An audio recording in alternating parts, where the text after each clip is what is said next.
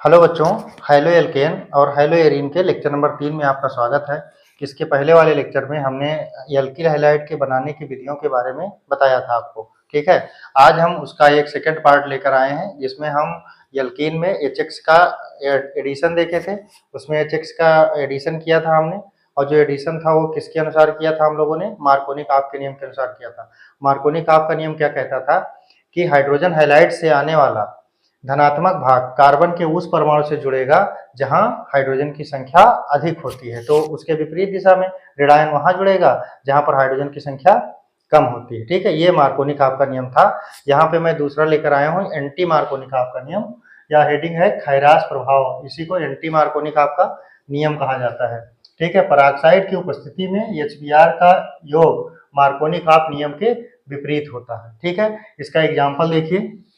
Example में क्या है, प्रोपीन की अभिक्रिया कराई गई है HBr के साथ पराक्साइड की उपस्थिति में, तो बना है 1 ब्रोमोप्रोपेन। इस पे बोर्ड में क्वेश्चन भी आता है, वो पूछता है इस तरीके से कि कैसे प्राप्त करोगे प्रोपीन से 1 ब्रोमोप्रोपेन, लेकिन आप जब मार्कोनी-काप के नियम के अनुसार बनाएंगे तो बनेगा 2 ब्रोमोप्रोपेन। तो ध्यान रखना, पराक्साइड की उपस्थिति में जब हम इसका योग कराते हैं तो यहाँ पे भी आर जुड़ेगा जहाँ पे हाइड्रोजन की संख्या ज्यादा होती है।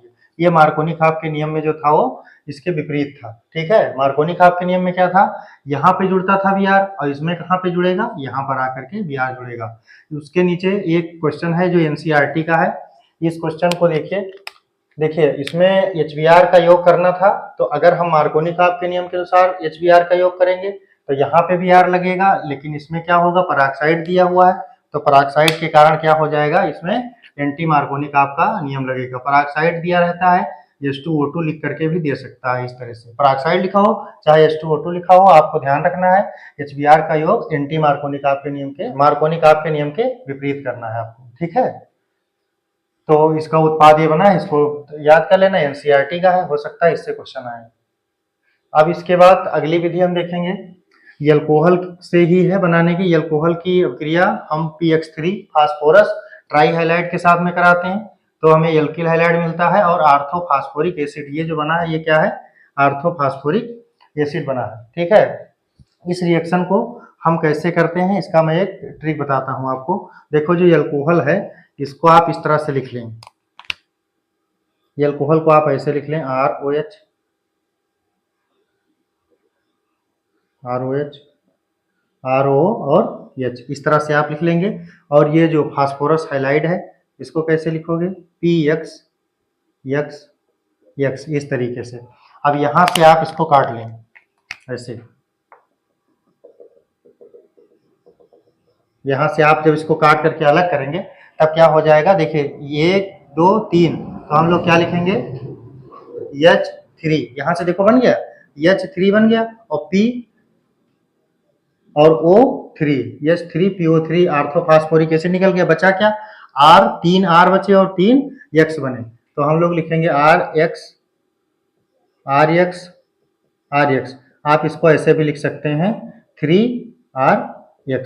तो ध्यान रखेंगे, ये आपके क्वेश्चन बनाने जब आप इसके क्वेश्चन करेंगे तो आपको आसानी होगी। ठीक है, ध्यान रखना इस बात को। इस तरह से तीनों एल्कोहल को लिख लेना और फिर इसको ऐसे काट करके ऐसे करना तो हो जाएगा। ठीक है, इसका कोई भी एग्जांपल, यहाँ पे आपको 3 एल्कोहल लेना बैलेंस करने के लिए, तो 3 एल्किल हैलाइड बनेगा।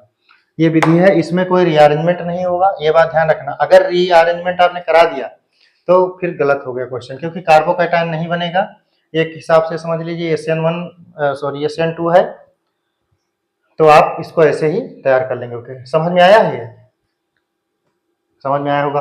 अगर ये समझ में आया है तो इसके बाद इसी के बिल्कुल समान ही PX5 के साथ में क्रिया, फास्फोरस जो है वो PCl3 या PX3 और PX5 दोनों बनाता है। ये आप केमिकल बॉन्डिंग में जब पढ़ेंगे तो वहां पे आपको बताया जाता है। ये मैक्सिमम कोवैलेंसी शो करते हैं फास्फोरस और सल्फर। फास्फोरस जो है वैकेंट d ऑर्बिटल होने के कारण PX3 बनाता है, जबकि इसको क्या बनाना चाहिए, PX5 बना लेता है, PX3 ही इसको बनाना चाहिए। बात समझ में आई क्या बताया मैंने? तो ध्यान रखना है, इसको PX5 के साथ में अपक्रिया कराते हैं। इसके लिए मैं आपको बताता हूँ, देखिए ये प्रोडक्ट तो बनेगा, लेकिन कैसे आपको करना है। एल्कोहल को इस तरह लिख लीजिएगा ROH। ठीक है। और PX5 है तो इसको लिख लो PX3 और एक x इधर कर देना है और एक x इधर कर देना है, फिर इसको कट करके लिख देना है। यहाँ से RX अलग कर देना और प्रोडक्ट में आपको क्या लिखना है, लिखना है RX इस तरीके से। फिर देखिए क्या बचा, इसको एक अलग लिख दो, क्या बना POX3, POX3, x के स्थान पे आप क्लोरीन ब्रोमीन ले सकते, और लास्ट में क्या बचेगा HX। इस ट्रिक से आप करेंगे तो गलत नहीं होगा, ठीक है। तो PCl5 के साथ जब क्रिया कराएंगे तब हम केवल यहाँ पे ROH 1 मोल लेंगे और यहाँ पे 3 मोल लेंगे, ठीक है। बात समझ, तो दोनों रिएक्शन समान है, दोनों में एल्किल हैलाइड बनता है, ध्यान रखेंगे इस बात को।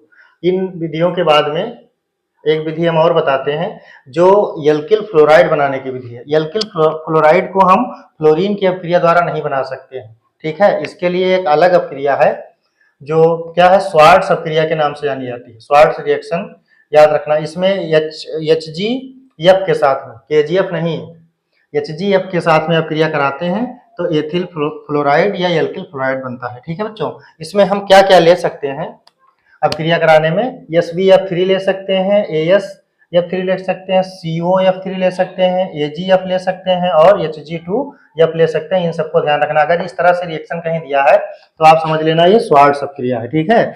इसका एग्जाम्पल आपको एक मैं करा देता हूं, देखो एग्जाम्पल इस तरह से अगर कहीं लिखा है, ये Br लगा है और इसकी अपक्रिया कराई गई है AgF के साथ में, तो प्रोडक्ट आपको क्या लिखना है, Br को हटा देना है यहां से, इस तरह से आपको लिख देना है, फ्लोरीन लिख देना और बगल में क्या लिख देना, AgBr, ठीक है, दिख रहा है। इसी प्रकार से आपको करना है, ठीक है। ये जो समझाया मैंने समझ में आया होगा। इसके आगे हम दूसरी विधि आपको बताते हैं, ठीक है। एल्किल हैलाइड बनाने की एक और विधि है जिसका नाम है हाइड्रोजन एक्सचेंज विधि या फिनक्लिस्टीन रिएक्शन। इस अपक्रिया को फिनक्लिस्टीन रिएक्शन के नाम से जाना जाता है और इसमें क्या होता है, हाइड्रोजन एक्सचेंज होता है। आयोडीन जो है वो चेंज कर देता है दूसरे हाइलाइट को। जैसे यहाँ पे देखिए CH3 CH2Br लिया गया है, ब्रोमो एथेन है और इसकी अपक्रिया कराई गई है सोडियम आयोडाइड से। सोडियम आयोडाइड से आयोडीन यहाँ चला जाएगा, ब्रोमीन इसके साथ आ जाएगा, ड्राई एसीटोन में अपक्रिया होती है और एथिल आयोडाइड यानी Br प्राप्त होता है, ठीक है। इस विधि से हम लोग एथिल आयोडाइड या एल्किल आयोडाइड बना सकते हैं। एल्किल फ्लोराइड बनाने की अलग विधि है और एल्किल आयोडाइड बनाने की अलग विधि है। ब्रोमाइड और क्लोराइड हम कई विधियों के द्वारा बनाए हैं, जैसे एल्कोहल के द्वारा बनाया है, एल्कीन में HX के एडिशन के द्वारा बनाया है, ठीक है। तो इस तरीके से आप इसको ध्यान में रखेंगे। इसमें होता क्या है, NaBr और NaCl का प्रिसिपिटेट प्राप्त हो जाता है, ठीक है। इस मतलब ला सातेलिए सिद्धांत के अनुसार ये रिएक्शन फॉरवर्ड डायरेक्शन में होती है, इस बात को ध्यान रखेंगे, ठीक है। ड्राई एसीटोन लिखना मत भूलना जब रिएक्शन लिखना, तो और लिख करके देगा इतना तो क्वेश्चन पूछेगा कि ये क्या है, तो आप लिख देना फिनक्लिस्टीन रिएक्शन है या एक्सचेंज हाइड्रोजन विनिमय विधि के नाम से भी जानी जाती है, ठीक है। फिनक्लिस्टीन रिएक्शन बताने जा रहे हैं एल्केन से। किससे बनाएंगे हम लोग, एल्केन से। एल्केन का हाइड्रोजनीकरण करते हैं और एल्केन के हाइड्रोजनीकरण द्वारा हम लोग एल्किल हैलाइड को बनाते हैं। तो इसमें क्या होता है, एल्केन में हम मेथेन ले लेंगे CH4, इसकी अपक्रिया क्लोरीन के साथ में कराएंगे Cl2 के साथ में। मंद प्रकाश में यह क्रिया होती है, फ्री रेडिकल मैकेनिज्म है, ठीक है। इसमें मुक्त मूलक बनते हैं, फिर इसमें चैन जुड़ती है, ठीक है, और रिएक्शन फॉरवर्ड डायरेक्शन में होती है। तो यहाँ पे हम लोग क्या लिख देंगे, मंद प्रकाश या HNU बना सकते हैं। और फिर क्या बनेगा, देखो इसमें CH3Cl प्लस HCl, एक स्टेप में आपको बनाना है।